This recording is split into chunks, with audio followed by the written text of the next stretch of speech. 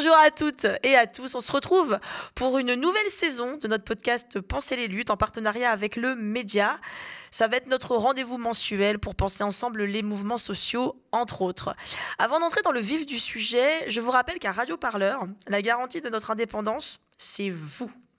Donc rendez-vous sur le site radioparleur.net, vous cliquez sur l'onglet « Nous soutenir » pour nous faire un petit don. C'est rapide, c'est facile et ça permet de nous aider à continuer, de vous fournir une information libre et de qualité. C'est bon? C'est fait? Super. On vous souhaite une bonne écoute sur Radio Parleur.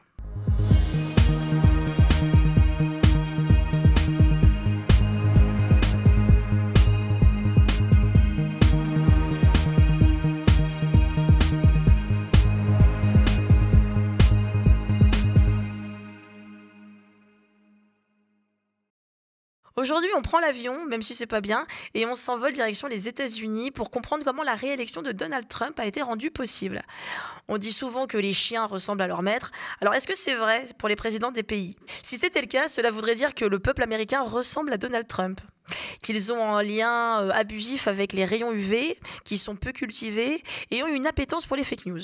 Ce serait un peu réducteur. Et comme souvent en politique, c'est plus compliqué que ça. Pourtant, force est de constater que par 2 fois, le peuple américain a eu l'occasion d'élire une femme comme présidente des États-Unis et qu'il ne l'a pas fait. Il a préféré élire et réélire Donald Trump, qui faisait l'objet de plusieurs poursuites. Recel de documents classifiés, encouragement à renverser les votes lors de l'élection contre Biden, débordement de la marche sur le Capitole par ses électeurs et enfin l'affaire Stormy Daniels, pour qui il a détourné 130 000 $ afin d'acheter le silence de cette actrice avec qui il a eu des relations sexuelles.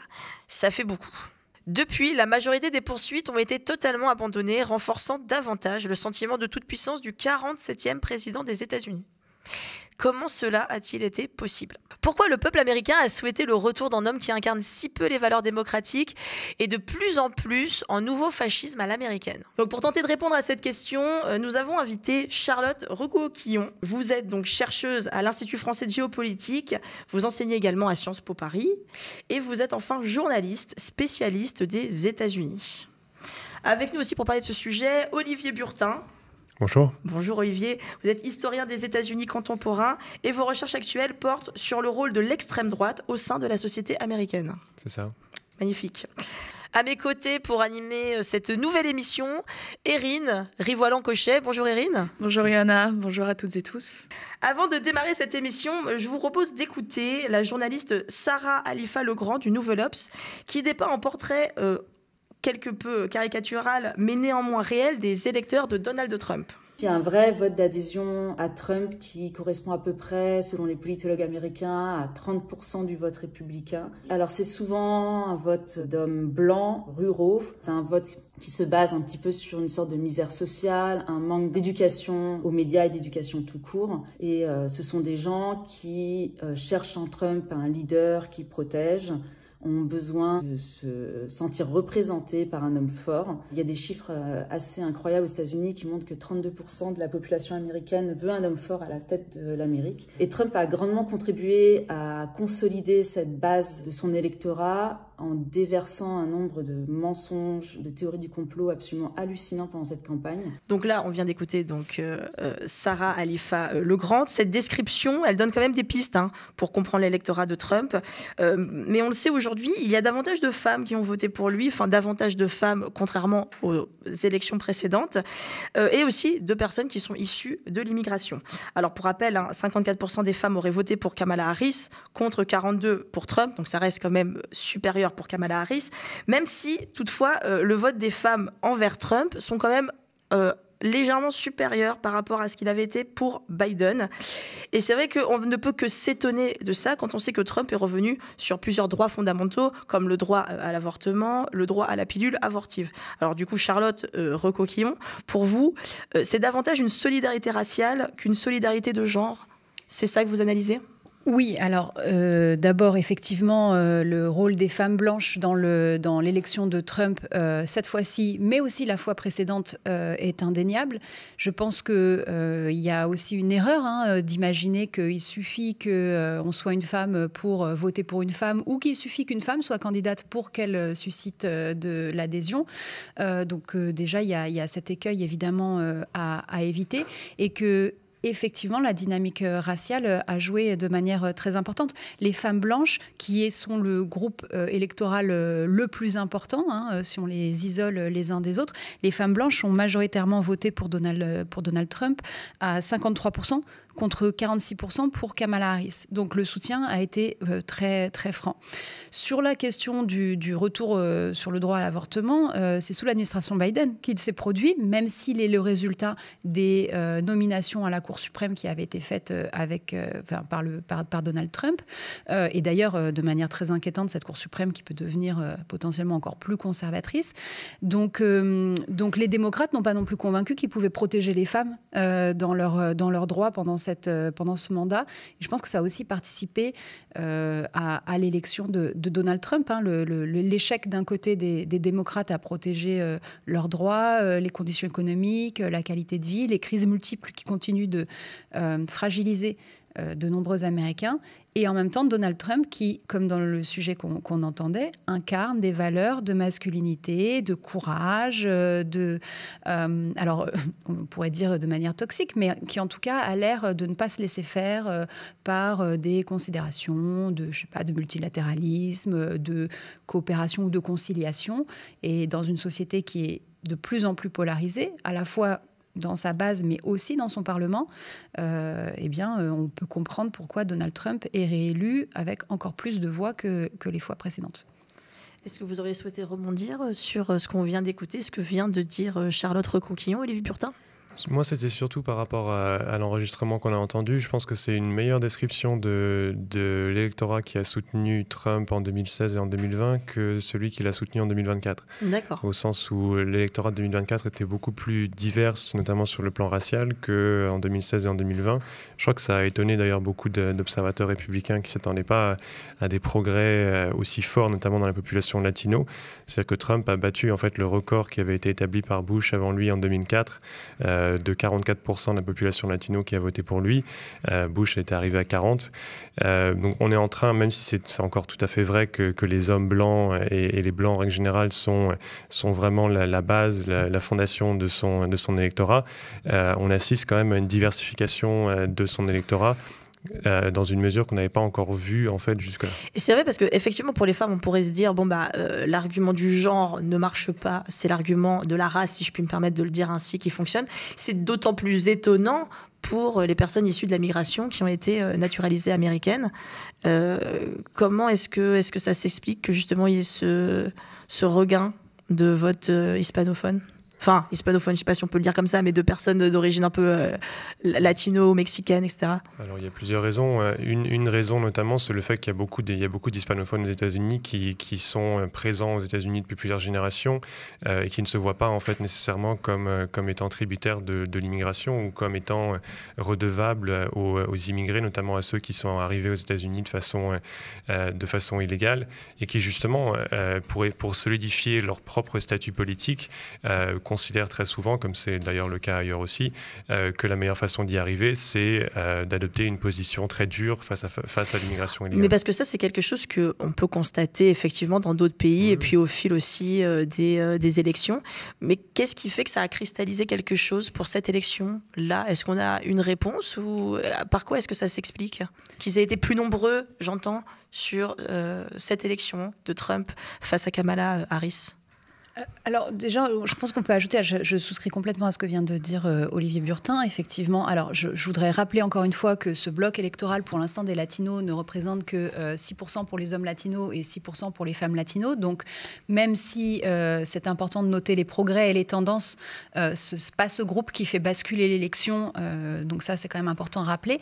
Il faut aussi noter que parmi les latinos, il y a ce qu'on appelle un gender gap important. Les femmes latinos ont plus voté pour Kamala Harris alors que les hommes latinos ont plus voté pour Donald Trump. effectivement sur la question de l'hétérogénéité de ce groupe démographique. On dit les latinos, les hispaniques, mais en réalité, c'est des origines nationales différentes, c'est des cultures différentes, c'est des couleurs de peau différentes. Et si on veut revenir sur la question de l'expérience raciale et du racisme dans la société américaine, c'est très important. Et beaucoup de latinos qui sont blancs, soit parce que la mixité au fur et à mesure des générations, les mariages interraciaux avec des blancs, les familles mixtes, etc., les ont rendus blancs, soit parce qu'ils s'identifient eux-mêmes à des blancs, soit parce qu'ils viennent des catégories sociales supérieures de leur pays d'origine. Pour diverses raisons, ces latinos-là ne s'identifient pas aux brown people, aux latinos récemment immigrés, foncés de peau, plus pauvres, qui vivent une autre expérience dans la société américaine. Et effectivement, politiquement, ils s'en distinguent. Et je pense aussi que Donald Trump incarne quelque chose au niveau de l'entrepreneuriat, de la réussite économique, de l'ascension sociale, qui, à tort ou à raison, fait écho parmi des gens. Et c'est peut-être un des arguments qui a convaincu une partie des hommes noirs aussi de voter pour lui. Oui, c'est vrai, parce qu'effectivement, là aussi, on pourrait s'étonner, quand vous parlez d'ascension sociale, d'ascension sociale, pas facile à dire ce mot. Trump, quand même, incarne en tout cas un peu le président dans l'esprit général des ultra-riches. Comment est-ce qu'on explique que les classes populaires, qu'importe du coup l'origine ethnique, aient également voté pour lui? Parce qu'eux aussi ils veulent être riches. C'est vrai?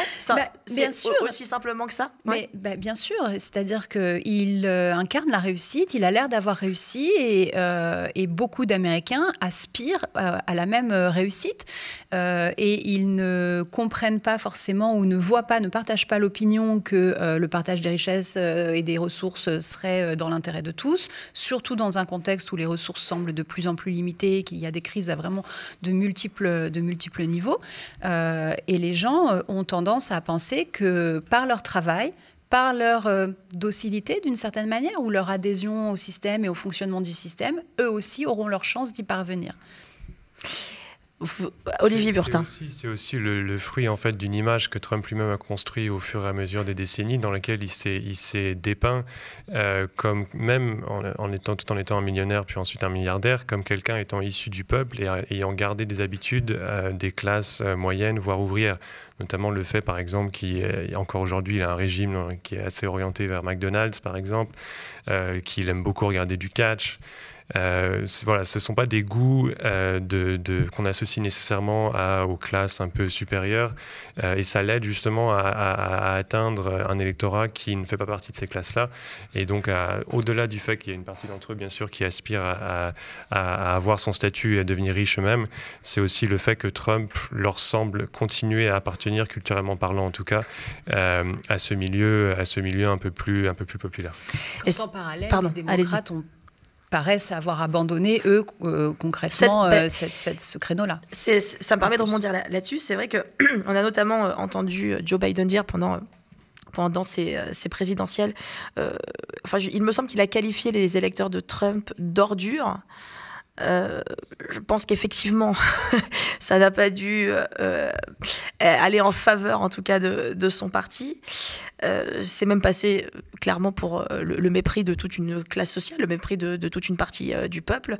Est-ce que c'est ça, en fait, aujourd'hui? C'est cette scission-là? C'est l'image que renvoient les démocrates pour justement cette catégorie-là? Est-ce qu'ils ont l'impression que ça fait partie d'une sorte d'intelligentsia C'est-à-dire du côté des démocrates, l'analyse que j'en fais, en tout cas pour le moment, on est encore quand même très proche de l'élection et de cette campagne, mais il me semble que ça a été une erreur du Parti démocrate d'avoir fait une campagne au centre pour aller essayer de parler aux conservateurs et de s'être détourné de la base la plus progressiste et la plus radicale qui était celle qui avait contribué à l'élection de Biden en 2020. Il faut se souvenir que Joe Biden a été élu en pleine renaissance du mouvement Black Lives Matter après la mort de George Floyd, après le meurtre de George Floyd en mai 2020 et ce très grand mouvement social interracial qui demandait de la justice sociale et de la justice raciale. Un mouvement qui était resté sur sa fin quand Bernie Sanders avait perdu la primaire face à Hillary Clinton en 2016, il y avait quand même déjà eu, depuis plusieurs années, un travail de fond parmi les démocrates de pousser, on va dire, des revendications les plus progressistes. Biden, qui a été élu donc grâce au vote et à la mobilisation des Noirs américains à ce moment-là du mouvement Black Lives Matter, et qui avait promis d'améliorer la condition de vie des Noirs, faire plus pour la justice raciale. Les violences policières, qui sont le principal problème, ont battu des records. Il a finalement perdu sur le droit à l'avortement, etc. Enfin, il y a eu quand même des reculs importants. Et l'image aussi, enfin, de quelqu'un qui est un peu sénile, qui n'a plus de mémoire. Oui, enfin, alors c'était encore c'est une autre, enfin, c'est un autre volet, mais un j'ai autre l'impression aspect. que ça a La contribué, question, je dirais, qui a aussi symboliquement pesé, c'est quand même Gaza et son soutien aussi, au génocide en cours. Et en tout cas, la position de Kamala Harris aussi pendant la campagne, qui n'était pas spécialement claire et qui sans doute a causé une désolidarisation des électeurs. Les démocrates ont aussi perdu de ce point de vue-là, et donc n'ont plus incarné cette question populaire des préoccupations des pauvres, des classes inférieures, des populations marginalisées. On a l'impression d'être face à une élite qui se parle entre elles et qui négocie entre elles. Et effectivement, je pense aussi que c'est une erreur, mais peut-être qu'Olivier Burtin aura plus de choses à dire que moi là-dessus, mais à mon avis, le mépris et la condescendance affichée vis-à-vis des électeurs Trump et républicains en général, qui consiste à penser qu'ils sont stupides, qu'ils sont tous fachos, justement. Peut-être on va enchaîner sur cette question du fascisme. Une caricature un peu. Mais une caricature, je pense que politiquement, ça n'est pas très constructif non plus. Alors, pour nuancer juste un tout petit peu, les démocrates, quand même, n'ont pas refait la même erreur que Clinton en 2016, lorsqu'elle avait notamment fait le commentaire de comparer les électeurs de Trump à un basket of déplorables. Ça, c'était un commentaire qui veut dire, pour les gens comme moi qui ne parlent pas anglais, allez-y, traduisez. Un panier de gens pitoyables, pour traduire assez rapidement. D'accord, très bien. Donc là, clairement, et c'était un commentaire qu'elle avait fait lorsque son micro était ouvert. Alors que le commentaire que vous aviez cité juste avant de Biden, c'était plutôt une gaffe qu'il a corrigée assez rapidement. Bon, les républicains l'ont repris, mais bon, ça n'a pas eu le même écho quand même. On peut citer quand même le fait, par exemple, que Biden a été l'un des présidents les plus pro-syndicats d'histoire des États-Unis. Ça a été le premier président à se rendre sur un piquet de grève, par exemple. Donc, en fait, ce qui lui a manqué, au-delà, je pense, d'un ton nouveau, c'était surtout le fait d'articuler une sorte de vision véritable. Clairement, ça lui a manqué. Il avait pris plusieurs initiatives qui sont allées en faveur de lutte contre l'inflation, par exemple, mais il n'a pas vraiment été en mesure de les vendre à l'électorat. Et ensuite, Kamala Harris a été encore moins progressiste que lui, je pense. Elle avait beaucoup de liens avec notamment le milieu de la tech aux États-Unis. C'est pas quelqu'un, Kamala Harris, qui avait vraiment un programme politique aussi à gauche que lui. Elle a été incapable vraiment de mettre en avant des propositions qui auraient concrètement plu justement un électorat plus populaire ou ouvrier. Et je crois que c'est ça justement qui l'a desservi au final aussi. D'ailleurs, ça me permet donc de rebondir sur la deuxième partie de cette émission, parce qu'une aussi donc, des stratégies politiques de Kamala Harris, et là je parle d'elle parce que ça va nous permettre de parler de quelque chose qui a souvent été débattu pour Donald Trump. Donc, on va écouter tout à l'heure là, rapidement un extrait du JT de France 24 qui est paru donc, le 24 octobre dernier. Un journaliste qui invite donc, Kamala Harris sur son plateau lui demande « Pensez-vous que Donald Trump est un fasciste ?» Et sur la chaîne donc CNN, je précise, écoutez la réponse de Kamala Harris. À 13 jours du scrutin, Kamala Harris hausse le ton contre son rival républicain. Interrogée sur la chaîne CNN, la candidate démocrate a estimé que l'ancien président était un danger pour la démocratie. Pensez-vous que Donald Trump est un fasciste ? Oui, je le pense.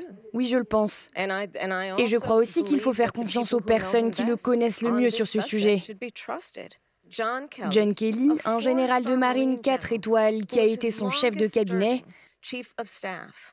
a donné une interview dans les 2 dernières semaines de cette campagne pour expliquer à quel point Donald Trump est dangereux. Alors là, donc on a entendu cet extrait dont je vous parlais, qui est un extrait donc de la chaîne CNN. Alors c'est vrai qu'elle parle de fascisme. Alors on en a beaucoup entendu parler pendant cette campagne présidentielle pour qualifier en fait ce que pouvait incarner aujourd'hui Donald Trump. C'est vrai que ce mot est un mot un peu tiroir, j'ai l'impression. La définition du fascisme est assez floue. Je pense que vous serez peut-être d'accord avec moi, Olivier Burtin. Est-ce que déjà, avant de commencer à parler de ce fascisme à l'américaine, si tant est qu'il existe, vous nous direz, est-ce qu'on pourrait donner quand même quelques billes pour nos auditeurs sur ce qu'est le fascisme ? Oui, alors évidemment, il y a beaucoup de définitions différentes du fascisme. En règle générale, le fascisme, le modèle classique du fascisme qui est apparu dans les années de l'entre-deux-guerres, ça correspond à plusieurs caractéristiques principales, comme par exemple le culte du chef, l'utilisation des médias pour justement construire souvent un parti unique, discipliné autour de ce chef, une idéologie basée sur la démonisation de certains ennemis considérés comme autres dans l'histoire européenne, surtout le cas des Juifs, bien sûr, aussi des immigrés. Ça, ce sont les caractéristiques principales. Depuis, les chercheurs ont eu un peu tendance à essayer de généraliser un petit peu et de se concentrer plus sur le côté idéologique du fascisme pour essayer de le définir comme justement un effort de pousser vers une renaissance d'un pays donné selon des lignes ultranationalistes et donc en utilisant la violence. Make America Great Again, par exemple. Est-ce voilà, que ça va dans ce sens ? C'est tout un discours qui s'axe autour du déclin, de l'idée de déclin national et de l'idée de renaissance. Et alors du coup, selon vous, en quoi est-ce que Donald Trump incarne ou incarnerait ce fascisme à l'américaine ? Alors moi j'ai tendance à penser que Trump lui-même n'est pas fasciste, que Trump est d'abord et avant tout opportuniste, que Trump fera tout et n'importe quoi pour arriver à ses fins. Alors ensuite on peut évidemment citer tout à fait justement le fait que Trump a utilisé notamment dans son élection de 2024 des mots et des tournures de discours qui étaient clairement empruntés du registre fasciste des années de l'entre-deux-guerres. En appelant par exemple ses ennemis des vermines, en utilisant la comparaison entre les immigrants et un poison dans le sang des États-Unis. Il disait aussi qu'il avait besoin de généraux comme on avait Hitler. Exactement. Des gens qui lui restent fidèles. C'est ça. Bon. C'est vrai que c'est un peu particulier. Bon, après, on peut mettre ça sur... Clairement, il y a sur le plan de la rhétorique, il y a des échos assez clairs et indéniables. Après, il y a aussi des différences. C'est-à-dire que notamment le fait que même si Trump a pu jouer sur l'antisémitisme pour notamment essayer de plaire à la partie la plus radicale de son électorat, ça n'a jamais vraiment fait partie de son programme politique, ni de ses véritables actions. Alors c'est quoi, c'est une stratégie de showman un peu border qui joue toujours sur la ligne? C'est quand même un peu plus compliqué que ça ou... En partie, c'est aussi le fait que Trump est un virtuose lorsqu'il s'agit justement d'envoyer des signaux codés à ses parties les plus radicales, aux parties les plus radicales de son électorat, puis ensuite, tout en se préservant lui-même une marge de manœuvre pour nier en public d'avoir une relation avec eux. Mais si vous regardez par exemple les actions qu'il a pu prendre, que ce soit dans son premier mandat ou même depuis sa réélection, Trump a été notamment l'un des soutiens les plus indéfectibles d'Israël. Ce qui est une position que l'extrême droite aux États-Unis, à laquelle elle est opposée très fermement. Ce qui définit l'extrême droite et les groupes néo-nazis, comme par exemple le Ku Klux Klan, etc., c'est notamment un antisionisme et un antisémitisme assez virulent, auquel Trump ne s'est jamais véritablement rattaché. C'est peut-être le à l'américaine, du coup, qui est... Oui, non, bien sûr. Qui fait que son fascisme est un peu différent. Oui. Non, je vous taquine. Mais mais bien sûr, mais si vous voulez, ce qui est intéressant pour moi, c'est justement de pas considérer nécessairement que le modèle de l'entre-deux-guerres est un modèle qu'il faut retenir absolument, mais que ce modèle évolue et que dans le cas des États-Unis, pour moi, c'est moins Trump qu'il faut regarder que le mouvement derrière lui, en fait. C'est-à-dire que les gens la coalition qu'il a portée au pouvoir, clairement, a des potentialités fascistes. Ça, pour moi, c'est clair, dans le sens où Trump lui-même, ainsi que ses soutiens, ont fait preuve du fait qu'ils étaient prêts à utiliser la violence pour renverser le gouvernement et pour nier les résultats de l'élection. Charlotte Recoquillon, je vous vois hocher de la tête depuis tout à l'heure. Je voulais juste ajouter que sur la question de l'antisémitisme, effectivement, si c'est pas aujourd'hui le groupe qui est visé par la haine et l'exclusion et la rhétorique du eux contre nous, ou du nous contre eux, les immigrants sont très clairement ce groupe-là aujourd'hui. Donald Trump a ouvertement un programme de déportation massive, y compris potentiellement de personnes qui seraient citoyennes américaines selon le droit. Donc, il envisage un retour à une conception ethno-raciale de l'identité, donc qui, à mon sens, peut quand même alarmer sur ce plan-là. Et puis, quand même, ces rapports effectivement très étroits avec le mouvement suprémaciste blanc et nationaliste blanc, qui ont voté pour lui cette fois-ci, l'ont aidé à faire une insurrection en 2021 et l'ont aussi soutenu, et que lui a soutenu en 2017, par exemple, lors des événements de Charlottesville. Alors ça remonte un petit peu maintenant, peut-être que les gens s'en souviennent moins, mais une manifestation de suprémacistes blancs avait conduit à la mort d'une manifestante antiraciste qui protestait contre, au sujet d'une statue d'un général sécessionniste de l'armée confédérée. Et Trump avait dit il y a des bons de chaque côté, etc. Et il avait soutenu ces manifestants extrêmement agressifs déjà. Donc il entretient des rapports très étroits avec eux depuis très longtemps. Oui, et puis j'ai l'impression que c'est pas du genre non plus à se cacher tant de ses soutiens ou de ses opinions. Enfin, il a fait quand même plusieurs... alors, je ne sais pas si on peut qualifier ça de sortie de cadre, mais en tout cas, ce qui est sûr, c'est qu'il y a une stratégie qui est de flirter avec... quelque chose d'un peu fascisant, quoi. En tout cas, je pense qu'on peut le qualifier comme ça. Ça me permet d'ailleurs même de peut-être enchaîner. Il y a quelques experts qui parlent pour Trump d'un fascisme anti-environnement. C'est quelque chose qu'on a pu entendre.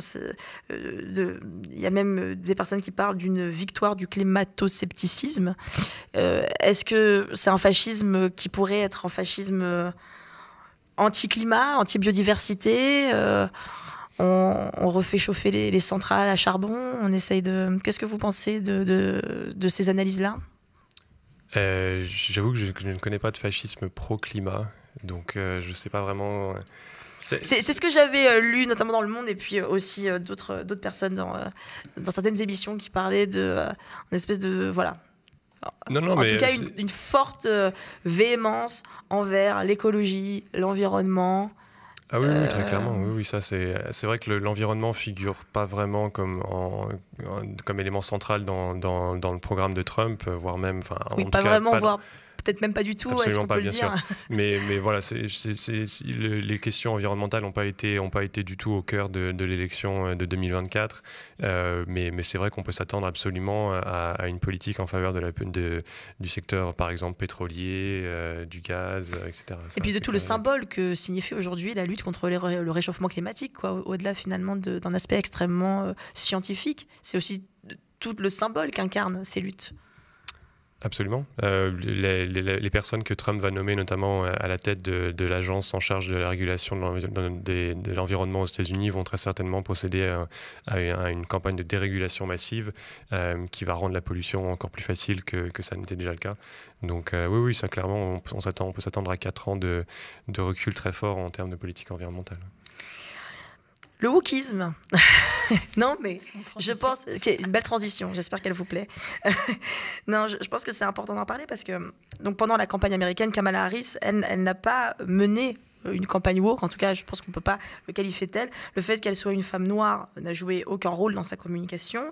Elle n'en a pas fait un sujet, contrairement donc, à son adversaire, qui, lui, n'a évidemment pas mené une campagne woke, mais anti-woke. C'est revenu quand même très souvent dans ses discours. Il a notamment dit, alors moi je parle pas très très bien anglais, mais on va quand même la tenter. Il a notamment fait des sorties un petit peu éclairs comme ça. Kamala, is for they, them, I am for you. Donc Kamala Harris est pour Yel, je suis pour vous. C'est vrai que c'est une stratégie que certaines personnes estiment avoir été payante pour sa réélection. Qu'est-ce que vous en pensez, Charlotte Recoquillon ?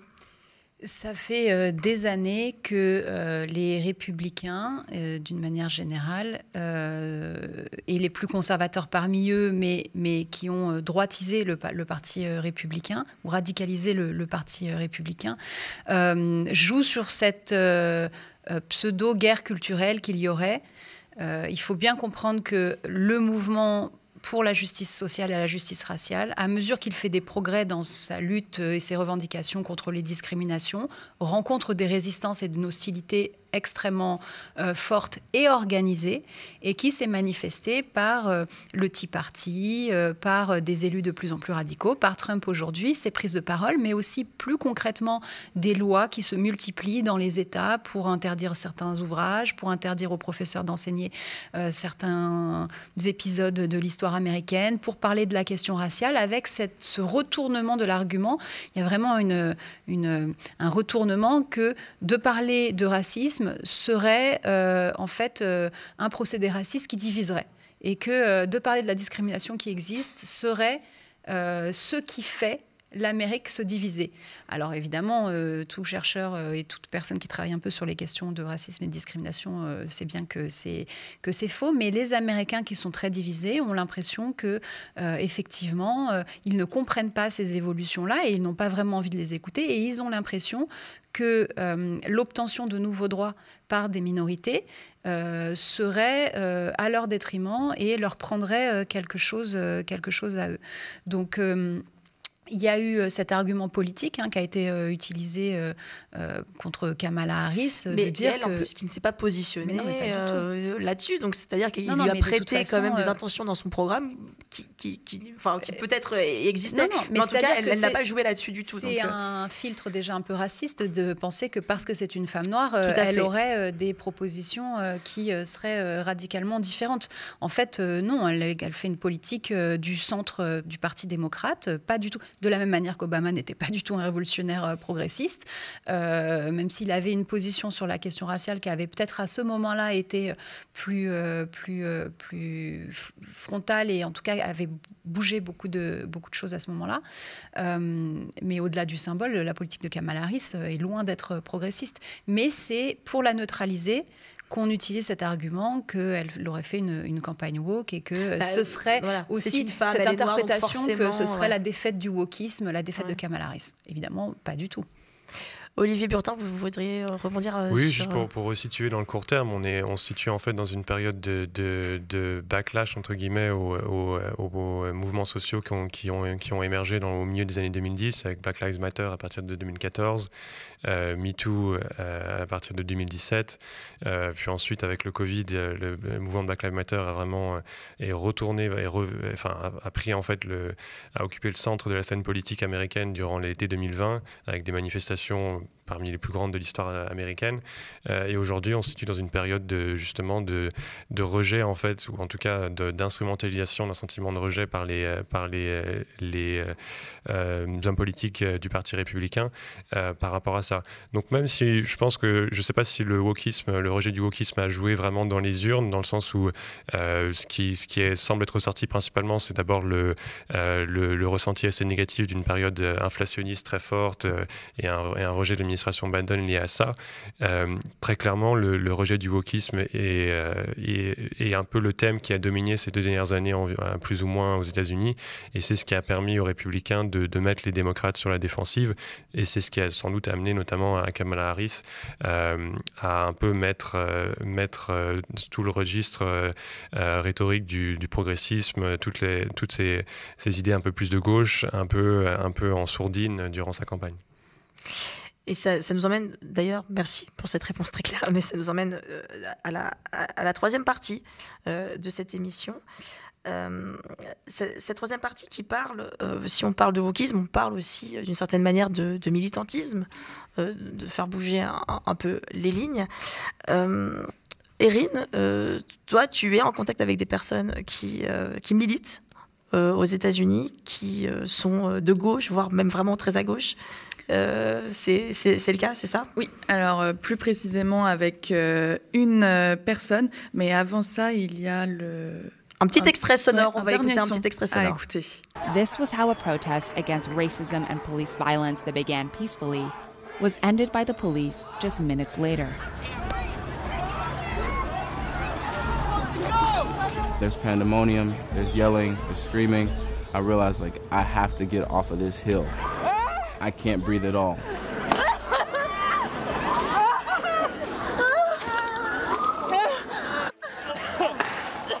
Suite à la réélection de Donald Trump, nous n'avons pas vu de grandes manifestations ni de grandes marches. Qu'est-ce qui se passe actuellement aux États-Unis? Il n'y a pas eu de grandes manifestations féministes comme en 2017 des Servantes écarlates, référence aux États-Unis dystopiques illustrée dans le roman éponyme de Margaret Atwood pour refuser l'arrivée au pouvoir de Donald Trump. Ou encore de mouvements Black Lives Matter qui étaient à leur plus fort en 2020 suite au meurtre, comme vous l'avez mentionné plus tôt, de George Floyd par le policier Derek Chauvin, qui a été un mouvement réprimé avec violence déjà par les forces de l'ordre, comme nous avons pu l'entendre dans cet extrait audio tiré du New York Times, plus précisément d'une manifestation du 1er juin 2020 à Philadelphie, où la police y est intervenue avec force, sans aucune sommation, créant une peur générale parmi les manifestants et manifestantes. Pour comprendre davantage aujourd'hui, pourquoi est-ce qu'on ne retrouve pas ces manifestations, ces répressions policières? Radio Parleur, nous sommes rentrés en contact avec un des manifestants de cette marche, Callum Wilson, membre du comité exécutif du Parti communiste de Philadelphie. C'est l'apathie générale. Lorsque Trump a été réélu, les personnes autour de lui étaient soit désespérées, soit désillusionnées, nous communique-t-il. La prudence est de mise aujourd'hui face aux suprémacistes blancs de l'État de Pennsylvanie et d'ailleurs. Personne ne veut être le manifestant à la marche qui deviendra la cible de ces mêmes personnes. Nous avons un gouvernement fasciste, mais pas un pays fasciste, ni en style, néanmoins, malgré l'ambiance pesante et la peur de protester aujourd'hui face à une police locale déjà violente dans ses techniques de répression, et aujourd'hui encore avec le gouvernement fédéral de Donald Trump. Ce qui nous amène à notre première question. Olivier Durbin d'abord, comment arrive-t-on à résister face à ce type de politique ? Alors moi je ne suis pas à la place des activistes aux États-Unis, mais juste peut-être pour expliquer un peu l'état d'esprit dont vous êtes fait l'écho juste auparavant. Ce qui explique la fatigue véritablement des activistes de gauche progressistes aux États-Unis, c'est tout simplement le fait que, autant en 2016, on pouvait penser que l'élection de Donald Trump était une erreur historique, qui, pour certains, avait été provoquée par l'intervention du FBI au dernier moment, pour d'autres, par des tactiques de désinformation de la Russie, d'autres encore ont pointé du doigt le fait qu'il n'avait pas reçu une majorité du vote populaire et donc que sa victoire était illégitime. Et donc ça a permis à beaucoup de personnes à gauche de la politique américaine de se prétendre comme les véritables gagnants de cette élection, en tout cas les personnes qui auraient dû gagner si l'élection s'était bien passée. C'est évidemment absolument plus le cas aujourd'hui.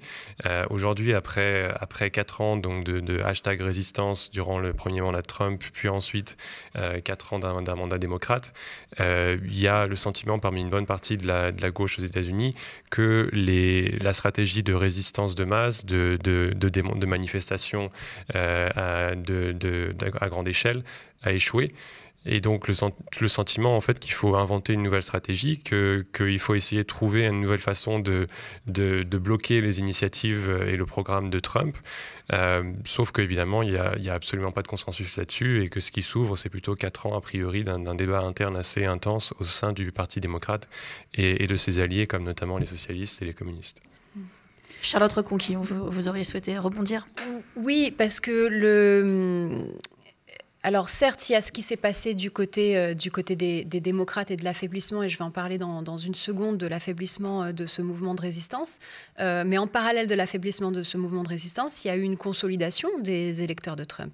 Il a gagné des voix entre 2016, entre 2020, entre 2024. À aucun moment, quand on regarde les sondages, et pourtant on sait que les sondages peuvent se tromper, mais à aucun moment ils n'ont laissé suggérer qu'il y avait une érosion du bloc d'électeurs de Trump, y compris avec les gens qui disaient oui mais comment ils peuvent quand même voter pour eux alors qu'il a dit ça, alors qu'il a fait ça. Mais non, ils savent très bien qui il est et ils votent pour lui en connaissance de cause. Donc l'adhésion, elle est sincère, je pense, à Donald Trump. En parallèle, on a effectivement un affaiblissement du mouvement social par des tactiques aussi et des stratégies organisées. Le fait que... Alors, il y a eu l'institutionnalisation un petit peu, la bureaucratisation du mouvement Black Lives Matter lui-même qui a conduit à des difficultés pratiques parce que ça veut dire qu'une administration centrale, une organisation centrale reçoit des fonds et que les petites associations locales n'en ont pas. Ça crée des concurrences internes, ça affaiblit. Ça fait aussi que les militants parfois deviennent un petit peu moins radicaux. On a aussi une partition un peu plus importante entre l'aile réformiste et l'aile abolitionniste du mouvement Black Lives Matter. Je ne rentre pas vraiment dans les détails de ce mouvement, mais en gros, voilà, on a une partie un peu plus révolutionnaire et radicale et une partie plus réformiste et consensuelle qui ont fini de se séparer. Je dirais pas qu'il n'y a pas de résistance quand même, parce que je pense que par contre, elle s'est déplacée au niveau local. Elle est moins visible médiatiquement et elle est peut-être moins spectaculaire pour le moment, mais je pense qu'elle est très active sur le terrain quand même. Et même si, effectivement, du fait de la résignation et de la surprise et du fait que les gens étaient sonnés au moment de l'élection le 5 novembre, en revanche, pour le 20 janvier, des manifestations se préparent et l'organisation... Donc, le 20 janvier, je pense qu'on peut s'attendre quand même à voir des résistances et des manifestations, en tout cas de protestation à son élection. Parce que ce sera le jour donc de l'investiture de Donald Trump, on le rappelle. Oui, en effet, Callum Wilson m'a justement parlé de ces manifestations. Et donc, on peut se demander qu'est-ce que signifie la liberté d'expression, la liberté de manifester aux États-Unis, où la police fait force d'une démonstration de répression forte, et aussi où le port d'armes est légal. Oui, bah alors là encore, je ne veux pas accabler les démocrates, mais la question de la liberté d'expression et de la liberté de manifester, elle s'est posée de manière très, très violente sur les campus américains pendant le mandat de Joe Biden. Il y a des présidentes d'universités qui ont été limogées ou conduites à la démission pour leur soutien au peuple palestinien.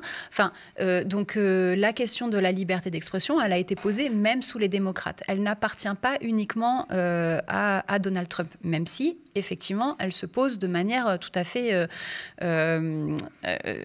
violente avec ce prochain président. Et la question de la police, encore une fois, ça n'est pas une spécificité de Donald Trump. La police américaine a surveillé, infiltré, réprimer les manifestations et les oppositions sous les gouvernements démocrates et sous les gouvernements républicains. Donc là encore, il y a une problématique qui est beaucoup plus profonde et quand même des progrès qui sont faits. Il y a quand même des choses qui avancent. Les gens, quand même, le débat public autour de la question de la violence policière est quand même plus sophistiqué, mieux informé et les gens sont plus conscients de cette violence-là.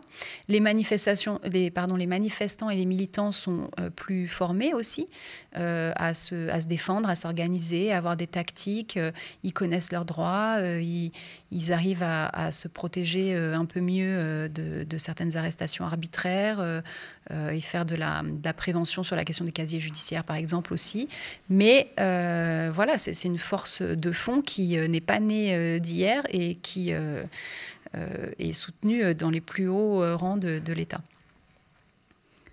Donc la mobilisation civile, malgré la peur qui reste quand même un élément important dans les mouvements civils, pourrait continuer malgré le grand score de Donald Trump et aussi l'écrasante majorité de républicains à la Chambre des Congrès.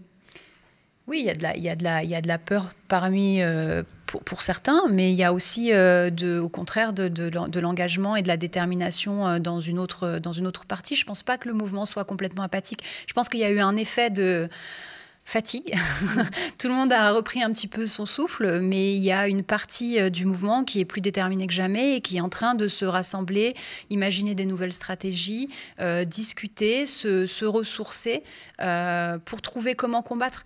Le mandat de Trump entre 2016 et 2020 avait été pour les mouvements, notamment pour la justice raciale et le mouvement noir, avait été un moment d'autodéfense beaucoup. C'est-à-dire qu'au lieu de faire avancer des questions et de porter des nouvelles revendications, il y avait eu beaucoup d'urgence à se défendre contre les attaques quotidiennes.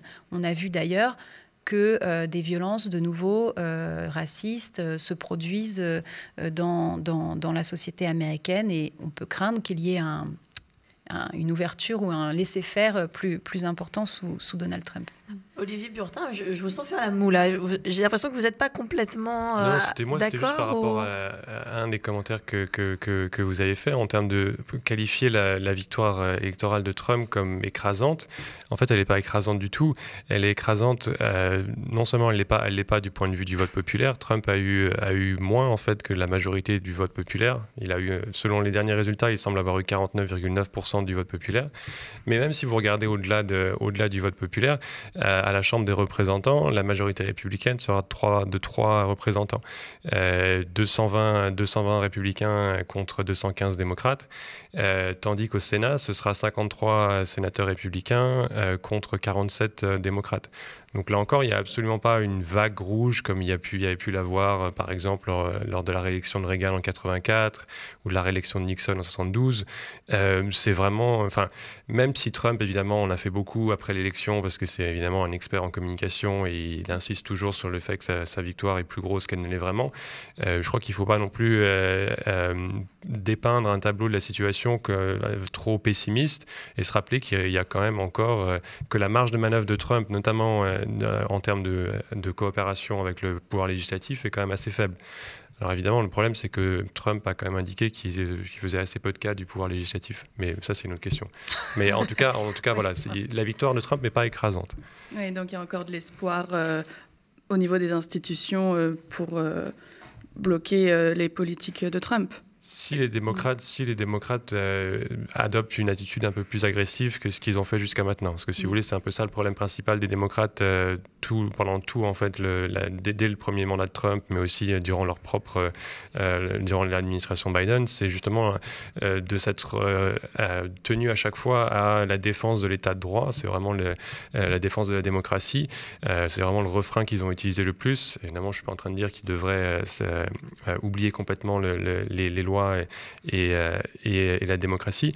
Mais voilà, à mon avis, il devrait y avoir une attitude un peu plus agressive de la part des démocrates pour essayer de répondre un peu coup par coup aux manœuvres des républicains qui, eux, font beaucoup moins de cas de ces différents régimes judiciaires qui n'hésitent pas à instrumentaliser pour atteindre leur propre but. Et ça fait écho à ce que vous disiez tout à l'heure sur le fait d'incarner une vision et d'avoir une vision. Effectivement, les démocrates ne portent plus vraiment une vision d'espoir ou de progrès ou de projet dans lequel on pourrait rêver et se représenter ou se projeter quand on est américain.